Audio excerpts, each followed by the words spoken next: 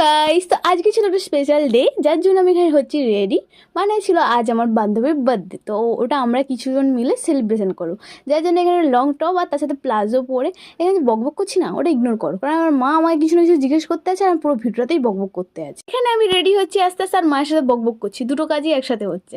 দিয়ে আমি এখানে টুক পরে নিলাম, দিয়ে কানে দুটো ট্যাপ আর আংটি আর একটা ব্রেসলেট পরে হালকা করে একদম লিপস্টিক পরে রেডি। আমি রেডি তো হয়ে গেছি, বাট ভাবছিলাম চুল ছাড়বো কি ছাড়বো না। দিয়ে ভাবলাম না না না না, চুল তো ছাড়া যাবে না, যদি ভূতে ধরে নেয়। Just kidding guys. তো এখানে আমি চুল বিনুনি করে একদম হয়ে গেছি রেডি। তো আমাদের এখানে হচ্ছিল কালী পুজো, তো মায়ের দর্শন করে নাও তোমরা।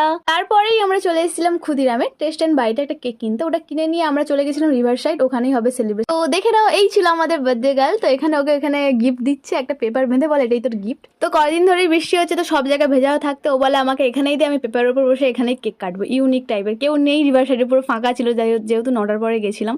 তো এখানে কেক কাটিং হয়ে একটু ভিডিওতে আমার পোজ দিচ্ছিল, দিয়েও আমাদের ট্রিট দিয়েছিল চাউমিন। আমার খুব ভালো লাগে চাউমিন, বাইরের চাউমিনও ভালো লাগে, ঘরটা একটু বেশিই ভালো লাগে। দিয়ে ওখানে কি বেশ বলছিল মনে নেই। দিয়ে এখানে বকবক করতে করতে খাওয়া দাওয়া করে আমরা চললাম বাড়ি। এরকম মিনি ব্লগের জন্য ফেসবুক থেকে দেখলে ফলো করো, আর ইউটিউব থেকে দেখলে সাবস্ক্রাইব করো। টাটা।